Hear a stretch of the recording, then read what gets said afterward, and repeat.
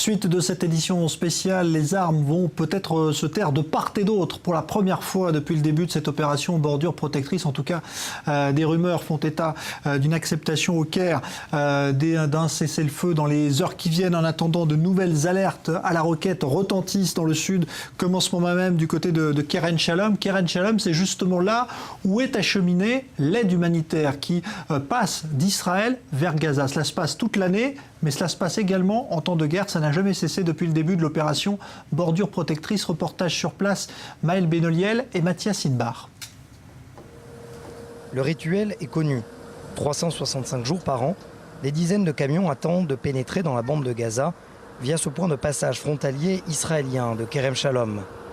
Ce que nous faisons ici, nous livrons au quotidien au moins 200 camions de biens depuis Israël vers la bande de Gaza. La plupart des biens sont des donations. Il y a des médicaments, de l'essence, du gaz.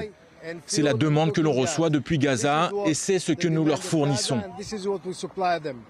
Entre 250 et 300 camions par jour, plusieurs tonnes d'aide humanitaire autorisées par Israël, nourriture, blé, essence aussi, qui n'ont jamais cessé de transiter vers Gaza pendant l'opération militaire israélienne, y compris pendant que des centaines d'obus de mortiers et missiles Qassam s'abattaient dans la région. Ça fait très peur. Nous sommes en temps de guerre, non? C'est très dangereux. Tous les tirs, tous les obus de mortier, c'est dangereux.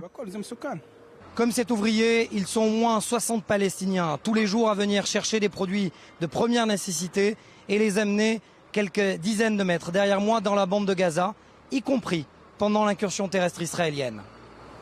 Même s'ils travaillent en Israël, ces ouvriers palestiniens de Gaza disent ne pas recevoir de pression du Hamas. Ils ne nous font pas de problème. On vient travailler, puis on rentre à la maison. Personne ne parle avec nous. La plupart de ces biens proviennent d'organisations internationales onusiennes.